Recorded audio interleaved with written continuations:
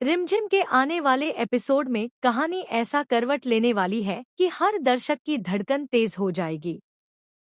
अब तक जो अच्छाई, जो नरमी और जो अपनापन समीर दिखा रहा था, क्या वह सच था या फिर एक खतरनाक नाटक?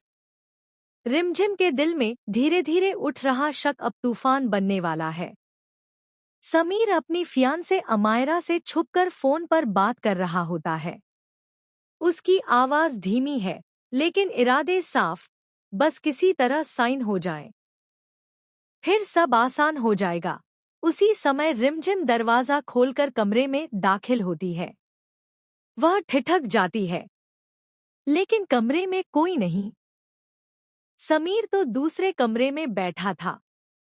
एक पल को रिमझिम को लगता है शायद वह बेवजह सोच रही है, शायद उसका डर ही उसे भ्रम दिखा रहा है। लेकिन रिमझिम कोई मासूम बच्ची नहीं, वह वीर घर की रानी सा है। उसे लोगों की नीयत पहचानना आता है। समीर की हर सांस, हर कदम की आहट से वह वाकिफ है।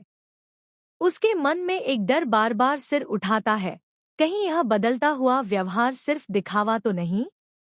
उसे याद आता है वह दिन जब उसने चंचल सा को प्रताप सा से फुसफुसाते हुए सुना था। कुछ तो छिपाया जा रहा था।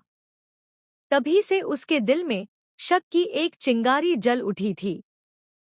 समीर खुद को बहुत चालाक समझ रहा था। उसने रिमझिम के अंधेपन का फायदा उठाते हुए फॉरेन डिवोर्स पेपर्स को गन लाइसेंस के पेपर्स से बदल दिया था। उसे लगा कि रिमझिम को कभी पता नहीं चलेगा, लेकिन वह भूल गया कि रिमझिम ने खुद उसे अपना झुमका दिया था, ताकि जब भी वह उसके करीब आए उसे एहसास हो जाए। और वही हुआ। जब समीर पेपर्स बदल रहा था, रिमझिम को उसकी मौजूदगी का एहसास हो गया। उस वक्त उसने कुछ नहीं कहा। एक पल को उसे लगा कि शायद वह गलत सोच रही है, लेकिन उसके दिल ने साफ कहा, कुछ तो गड़बड़ है।